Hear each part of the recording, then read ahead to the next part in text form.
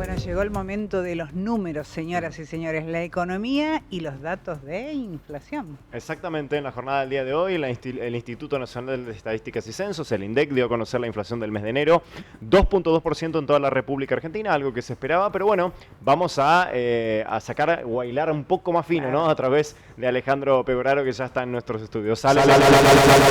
¿Qué tal, Marcos? Elsa, buenas noches, ¿cómo les va? Bueno, efectivamente el INDEC dio a conocer hoy, como todos los meses, el índice de inflación, que corresponde en este caso al mes de enero. Se dio lo que el mercado esperaba en torno a una inflación que esté por debajo del 2,5, 2,3%, habían puesto como techo de alguna manera, finalmente fue 2,2% el alza de precios en la República Argentina en el mes de enero. Se trata de uno de los valores más bajos del último tiempo, es el mejor enero incluso de los últimos 7 años. Y la inflación interanual, que es la otra que siempre miramos, ¿no? Es decir, enero de este año contra enero del año 2024, finalmente bajó del 100% después de más de un año, incluso más, casi 2 años que estuvo por encima del 100%, por lo tanto, bueno, otra vez, como decimos, se ratifica este proceso de desinflación, ¿no? De una baja sistemática del alza mensual de los precios. Ahí estamos viendo en pantalla justamente 2,2% mensual, 84,5% marcó la variación interanual en la República Argentina, y en la región del NEA fue un poquito más elevada que la nacional, que también se esperaba que sea así, 2,5%.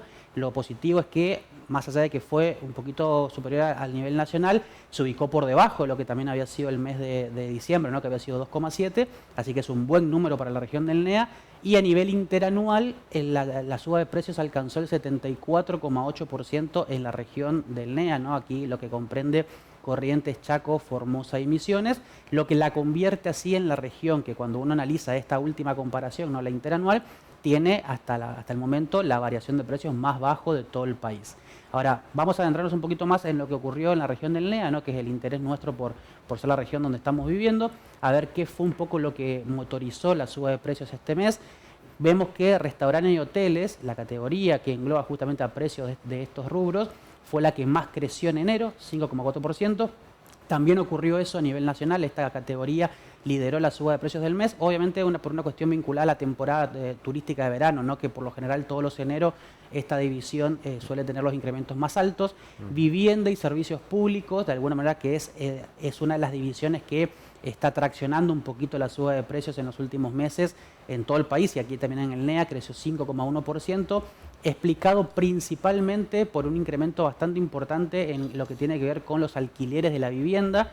Se moderó relativamente la suba en tarifa de servicios públicos, pero el alquiler de vivienda tuvo un salto bastante importante que generó justamente que esta categoría termine con una inflación del 5,1%, y el rubro de educación completa el podio con 4,1%. Ahora, si vemos en el otro extremo de este ranking, lo que tiene que ver con prendas y vestir y calzado, fue la división que menos incremento tuvo en enero, apenas el 1,1%, e incluso a nivel nacional, cuando vemos el resultado global, esta categoría tuvo lo que se conoce como deflación, es decir, que tuvo una caída de precios muy moderada, fue de 0,3%, pero de alguna manera viene a corroborar que había ciertas categorías que tenían un precio muy, muy alto hace un tiempo atrás, un año atrás, y ahora está como de alguna manera estabilizándose en niveles mucho más moderados, mucho más equilibrados y estables.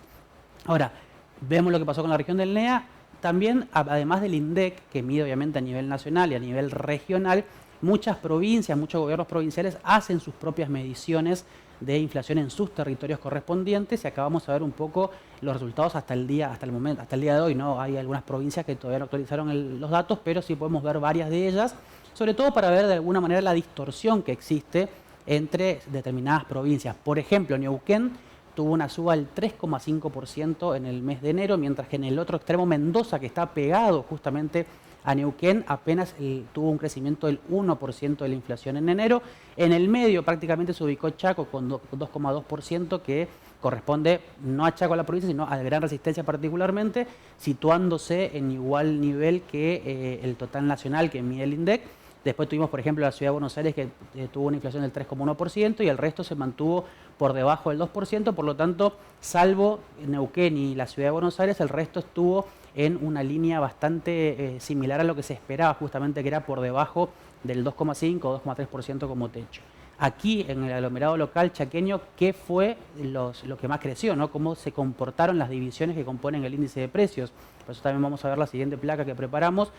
Propiedades y servicios, que es lo mismo que decíamos antes del NEA de vivienda y servicios, es decir, alquiler de vivienda, tarifas de servicios públicos y demás, fue la división que más creció en el aglomerado chaqueño con 4,7%. También acá impacta mucho la cuestión de los alquileres.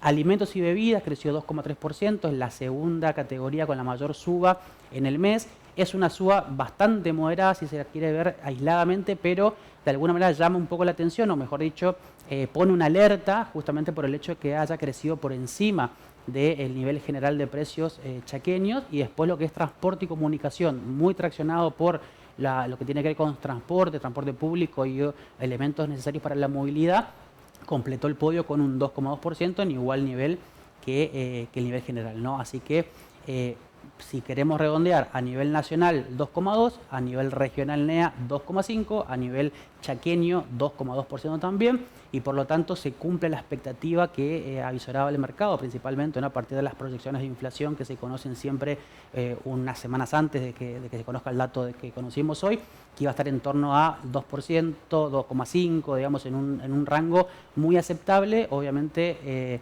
en un rango que todavía da o hay margen para seguir bajándolo, para continuar, intentar acercándonos a los parámetros que tienen los países desarrollados del mundo. Falta muchísimo todavía, pero el sendero de desinflación es muy claro, el proceso es muy claro y naturalmente esto ayuda mucho para que todo el resto de los componentes de la economía también tengan expectativa, tengan certidumbre respecto a un proceso vinculado a precios, y también que sea justamente una herramienta o un instrumento necesario, pero no suficiente, para que se genere justamente esta reactivación plena de la economía que permita mejorar ingresos, que permita incrementar empleo y demás, que es un poco lo que está todavía siendo el punto flaco de la gestión económica del gobierno.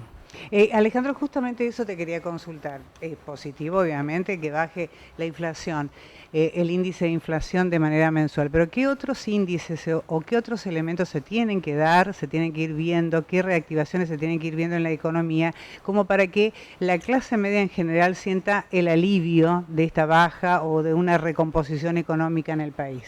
Bueno, si partimos de la base de qué necesitan los hogares, y como vos decías, esa la clase media particularmente, que es una de las más golpeadas en todo proceso de crisis en Argentina, lo que se requiere justamente es que la otra pata clave de este proceso, que son los salarios y los ingresos de los hogares, empiecen a recomponer con mucha más fuerza. ¿Qué está pasando con los salarios? La semana pasada hace 2 días atrás conocimos el índice de salarios que elabora el INDEC, y mostró que el sector privado formal, es decir, los trabajadores del sector privado que están registrados, que están blanqueados, por llamarlo de alguna manera, están mostrando un incremento relativamente considerable respecto a los últimos 6 meses, ¿no? Todavía están bastante por debajo de los niveles del 2023, porque obviamente el primer trimestre del año pasado y casi el primer semestre, diríamos, el golpe fue tan duro que partiste de un piso que era demasiado bajo. Están recuperando paulatinamente, pero la contracara es que los trabajadores del sector público todavía están bastante lejos de recomponer salario, principalmente motivados por los trabajadores del sector público nacional, donde conocemos, ¿no?, que el gobierno está poniendo cada vez techos más bajos para las paritarias en el ámbito nacional, y también a nivel provincial. Cada provincia tiene una realidad distinta, pero por lo general han tenido un año 2024 tendiente a la baja salarial.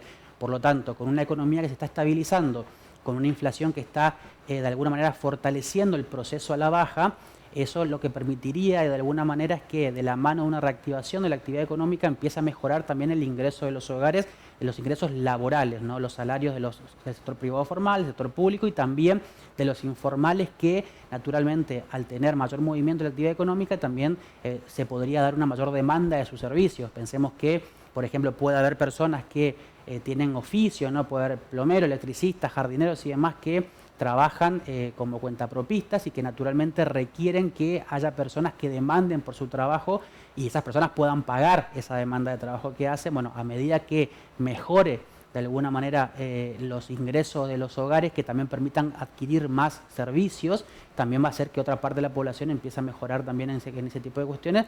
Pero es un proceso que, como te decía, se está dando en un sector, no en todos todavía, pero que se requiere de alguna manera que con la inflación estable o tendiente a la baja empiecen justamente a mejorar esa otra pata que está todavía floja, que tiene que ver con los ingresos. Bueno, Alejandro, clarísimo como siempre, ¿eh? Muchísimas gracias por estar presente otra vez aquí en el estudio. Muchas gracias a ustedes.